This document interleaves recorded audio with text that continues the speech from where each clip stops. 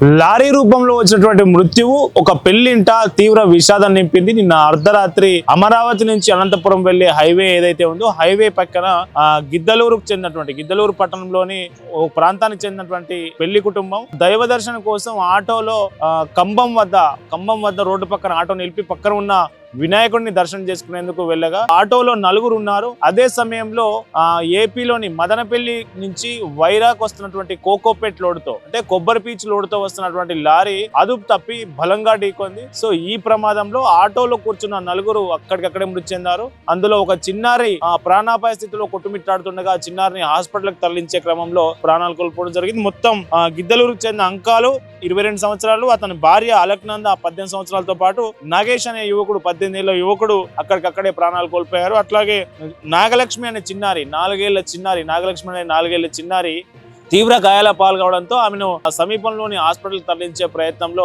మార్గ మధ్యలో చనిపోవడం జరిగింది. ఈ వీళ్లు కాక ఈ విషాదంలో భార్యాభర్తలు ఇద్దరు చనిపోవడం తీవ్ర విషాదం నింపిందని చెప్పవచ్చు. అట్లాగే ఏడుగురుకు తీవ్ర గాయాలై ఏడుగురులో కూడా ఇద్దరి పరిస్థితి అత్యంత విషమంగా ఉన్నట్టు తెలుస్తా ఉంది. మరి అతివేగమే ఈ ప్రమాదానికి కారణమా, దీనికి సంబంధించి ఏంటి అనే దాని మీద పోలీసులు కేసు నమోదు చేసి దర్యాప్తు చేస్తా ఉన్నారు. క్షతగాత్రులను హాస్పిటల్ తరలించి చికిత్స అందజేస్తా ఉన్నారు. అయితే ఈ ఏడుగురికి తీవ్ర గాయాలైన వారిలో కూడా ఒక ముగ్గురు పరిస్థితి అత్యంత విషమంగా ఉన్నట్టు తెలుస్తా ఉంది. ఇప్పటికే నలుగురు చనిపోయారు, ఇంకొక ముగ్గురు పరిస్థితి విషమంగా ఉంది. ఈ ఘోర రోడ్డు ప్రమాదానికి గల కారణాలు ఏంటి? ఎందుకు అతివేగమే కారణమా? డ్రైవర్ మత్తులో ఉన్నాడా? అర్ధరాత్రి 1:10 లారీ ఎందుకు అదుపు తప్పింది? ఆటో మీదకి ఎందుకు దూసుకొచ్చింది? రోడ్డు పక్కన ఉన్న వారిని ఎందుకు కబలించింది అనే దాని మీద కూడా పోలీసులు విచారణ చేపడతా ఉన్నారు. సో ఈ ఘోర రోడ్డు పెళ్లింట్లో విషాదం నింపింది మొత్తానికి ఈ ప్రమాదం.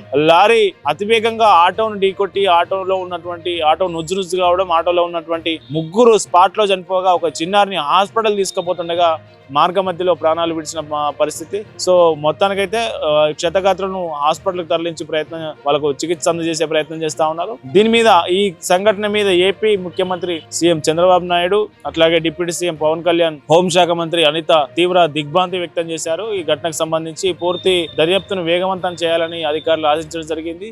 అట్లాగే క్షతగాత్రులు ఎవరైతే ఉన్నారో వాళ్లకు మెరుగైన వైద్యం అందించాలని అటు వైద్యారోగ్య శాఖ అధికారులను కూడా ఏపీ ప్రభుత్వం ఆదేశించడం జరిగింది. మొత్తానికి నేషనల్ హైవేపై అమరావతి అనంతపురం నేషనల్ హైవేపై అర్ధరాత్రి జరిగినటువంటి ఈ ప్రమాదం వల్ల ఒక తీవ్ర విషాదం, ఒక పెళ్లి జరిగిన ఇంట్లో తీవ్ర విషాద ఛాయలు అలుముకున్నాయని చెప్పవచ్చు.